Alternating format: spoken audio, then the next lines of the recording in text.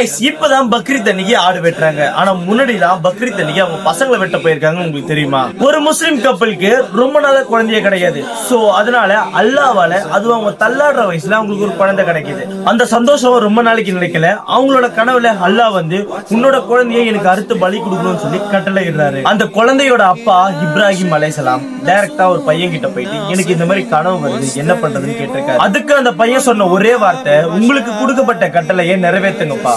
பலி கொடுக்கிற நாள் வந்ததும் மக்காவில இருந்து மினாக்கு போறாங்க. அங்கதான் இந்த வரலாற்று சரித்திரமே நடக்குது.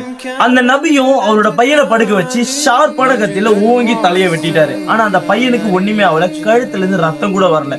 அப்போ மேல இருந்து ஒரு வெளிச்சம் வந்து, நான் சொன்ன கட்டளையை நீ நிறைவேற்றிட்ட, உன் பையனுக்கு பதிலா நான் கொடுத்த இந்த ஆட்டை வெட்டுன்னு சொல்லி ஒரு பெரிய பிரம்மாண்டமான ஆடை கையில கொடுக்குறாரு. இந்த ஒரு கதையில இருந்து அவர் ஆடை வெட்டினாரா இல்ல ஒரு பையனை வெட்டுறான்றது மேட்டரே கிடையாது.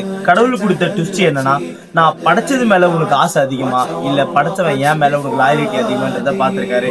அதுல இப்ராஹிம் பாஸ் பண்ணிட்டாரு. இது வரைக்கும் 4000 வருஷம் ஆச்சு. இந்த ஒரு கதையால தான் பக்ரீத் என்ற பண்டிகையை கொண்டாடிக்கிட்டு இருக்காங்க. இன்னொரு மேட்ரு, பிரியாணி கொடுக்காத உங்க ஃப்ரெண்டுக்கு டேக் பண்ணுங்க.